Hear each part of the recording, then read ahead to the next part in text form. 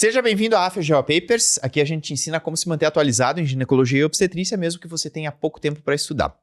Eu sou o Jader Burtê e hoje eu estou aqui com a Simone Vidotti. Seja bem-vinda. Obrigada, Jader. Mais uma vez, muito obrigada pelo convite para a gente conversar sobre um tema muito difícil na nossa prática clínica. Um desafio aqui. Um tema que às vezes o pessoal nem pensa como um possível diagnóstico, né? Exato. Que é a síndrome da bexiga dolorosa, né? Exatamente. Então, acho que vamos deixar esse tema mais claro, né? Não ficar mais tão nebuloso assim, para que realmente a gente inclua ele, né, nos nossos diagnósticos diferenciais aí e poder beneficiar as nossas pacientes. E você sabe que é um dos motivos de que as pacientes com esse diagnóstico, elas sofrem tanto. Porque não é um diagnóstico pensado.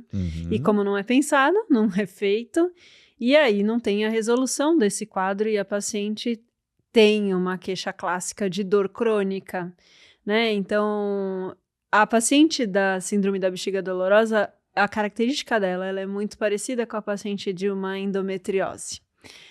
Principalmente pelo quadro de dor crônica, né? Então, são aquelas pacientes que chegam com aquele olhar pesado, né? Elas estão mais introspectivas, elas já não querem falar muito, pacientes difíceis de lidar. E aí a gente às vezes tem responsabilidade nisso, porque a gente não pensou no diagnóstico no momento em que ele deveria ter sido dado, né? Então, importantíssima essa conversa, para a gente tentar ampliar aí o nosso arsenal de hipóteses diagnósticas diante de uma paciente com dor pélvica crônica, né? Então, quando é que a gente suspeita, né, da síndrome da bexiga dolorosa? Então, o que a paciente vai trazer para a gente de elementos clínicos, né, para a gente suspeitar desse diagnóstico? Tem um dado clínico que ele é muito relevante e muito decisivo, né? Quando a gente está falando da bexiga dolorosa, a gente está falando de uma síndrome, né? Então, de uma síndrome eu tenho um conjunto de sinais e sintomas. E que aí ela vem com sintomas irritativos. Urgência, incontinência de urgência, anuctúria. Essa paciente ela pode vir associando uma infecção urinária de repetição que dificulta bastante o nosso diagnóstico, porque daí às vezes foca na infecção e esquece de ampliar e procurar a origem disso, né? Mas tem uma queixa clínica que ela ajuda muito a gente, que é o fato da paciente ter a dor, né? Mas o momento dessa dor, quando a bexiga está enchendo. Então, ela fala que conforme a bexiga começa a encher, ela começa a ter a dor na bexiga, em que isso faz com que ela precise ir até o banheiro. O sintoma da urgência miccional é irritativo, ela tem a urgência, ela vai até o banheiro. Quando ela esvazia, melhora a dor. Esse dado clínico ele é super importante para a gente conseguir fazer diagnóstico diferencial de infecção urinária, por exemplo, né? Então, o momento da dor. E qual é o fator de desencadeamento da dor e o fator de melhora dessa dor, que é quando esvazia. Então, essa pergunta tem que ser feita. Se a gente não faz essa pergunta, a gente vai para o lado da infecção urinária. Ou, às vezes, de uma bexiga hiperativa, né? Então, a gente precisa estar pensando aí, questionar muito bem essa queixa clínica dela. Perfeito.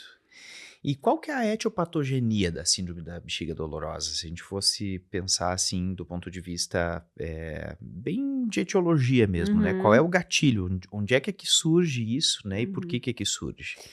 Ela é uma patologia que a gente não sabe o que causa, né? O que está causando esse problema. A gente entende qual é o problema, tá? O que causou esse problema, ainda a gente não tem entendimento quanto a isso. Mas a gente tem uma camada protetora na frente do urotélio. O urotélio, ele recebe muita inervação. Essa inervação, ela fica ali na bexiga para a gente, né, ter a questão da distensão, e opa, tô com a bexiga cheia, e também do que tem dentro na bexiga. E isso dá refletir na gente ter o desejo miccional. Só que se esses nervos ficarem totalmente expostos ali na bexiga, conforme a urina vai para a bexiga, ele vai direto num nervo. Uhum. Então, a gente tem uma camada protetora na frente do urotélio, protegendo esses nervos. Essa camada é uma camada de glicoaminoglicanas, tá? O que acontece com as pacientes que têm a bexiga dolorosa? Elas têm umas falhas nessa camada de glicoaminoglicanas. Nessas falhas, esse nervo fica exposto. Conforme a bexiga enche, a urina consegue ter contato com esse nervo e aí ela vai ter a sensibilidade de dor, porque é uma urina no nervo, e aí ela tem a dor.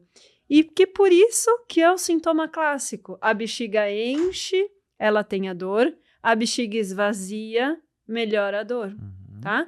Por essa falha na camada de glicoaminoglicanas que protege o urotélio. Infelizmente, a gente não sabe o que causa isso nas pacientes, mas entendendo um pouquinho o processo, acredito que já vai ser um caminho aí para a gente tentar entender os tratamentos, né, que a gente pode estar realizando aí para as pacientes. Não, e é uma coisa que é importante lembrar que tem total plausibilidade biológica, né? Porque no momento que a gente vai ter uma falha, né, ali nessa camada protetora, nessas GAGs, né, que são as glicosaminoglicanas, vai ficar realmente alguma coisa exposta ali e a urina é irritativa, né? Ela vai acabar gerando o estímulo. E é a exposição de um nervo, né? É o estímulo direto no nervo. Exato. Então, realmente... Dói, né? Dói, poxa vida, deve doer bastante, né? É uma dor e justifica todo o aspecto da paciente que ela vem pra gente, né? De uma dor crônica, de uma irritação constante, né? Porque a bexiga tá enchendo a todo momento.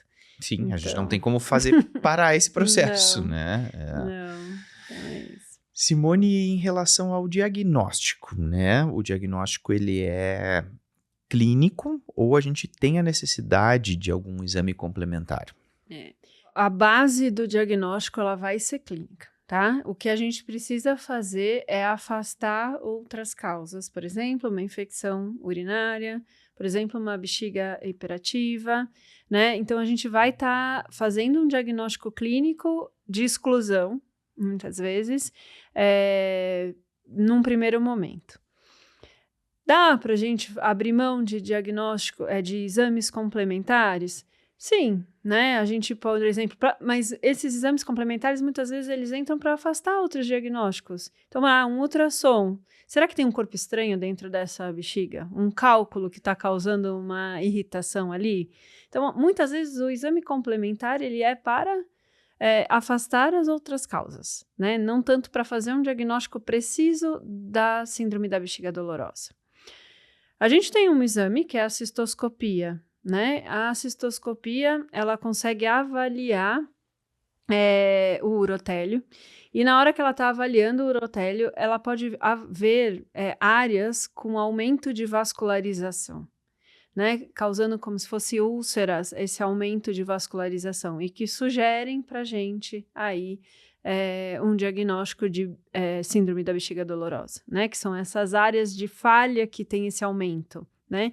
Mas serve muito como um complementar, né? A base realmente vai ser o achado clínico dessa paciente. Precisa saber o que perguntar para ela. Perfeito. Sabendo o que perguntar, é ali que a gente vai fazer o diagnóstico. Porque às vezes ela não tem esse achado na cistoscopia ainda, né? E não é por isso que ela não tem esse achado, que não são todas as pacientes que vão ter a úlcera, não são todas. E aí elas têm a clínica. Então, a gente vai deixar a clínica de lado? Jamais, né? Tá? Então, e muitas vezes a gente vai pela clínica e já vamos instituir um tratamento baseado na clínica dessa paciente. Perfeito. Tá? Em relação ao teste do potássio, eu me lembro quando eu era residente que a gente fazia, né, o teste do potássio, ele é ainda considerado um teste que tem algum tipo de utilidade clínica ou ele se tornou totalmente obsoleto? Quando a gente entende, né, o que está acontecendo com a paciente, a gente pensa, né, nossa, eu tenho uma falha na camada protetora de um nervo. O paciente tem clinicamente os achados ali, a bexiga está enchendo, se com a urina já dói. Você imagina eu colocar o potássio diretamente no nervo. Então, hoje, acabou sendo um teste mais em desuso. Tem descrito nos livros, né? Mas não tá... A gente não acaba fazendo isso com as pacientes. Gente, por quê? Colocar o potássio diretamente num nervo para fazer ciência, né? Acaba sendo para fazer ciência. Exato. Então, foi um teste realizado, né? Porque não se entendia muitas vezes a complexidade do caso, o que estava acontecendo. Hoje, como a gente já entende, e na hora que você faz um teste de potássio nas pacientes, quando elas realmente têm a síndrome da bexiga, é uma dor que não justifica estar realizando, né? Então, a gente não precisa chegar nesse ponto para fazer um diagnóstico, né? Entendendo a patologia, entendendo as características clínicas dessa dor, a gente já consegue fazer o diagnóstico sem a necessidade de um teste de potássio. Então, ele está em desuso, tá? Eu acho que ele foi, na verdade, inclusive até importante para a gente conhecer melhor, né, a síndrome, né? Mas hoje, realmente, não faz o menor sentido, né? A gente, em 2025, fazer teste do potássio. É sondagem da paciente, é instilar potássio direto no soro, é invasivo, então não tem o porquê a gente está expondo a paciente a um procedimento assim, né? Sem necessidade. A gente se baseando pela clínica da paciente, principalmente desse achado da dor, né?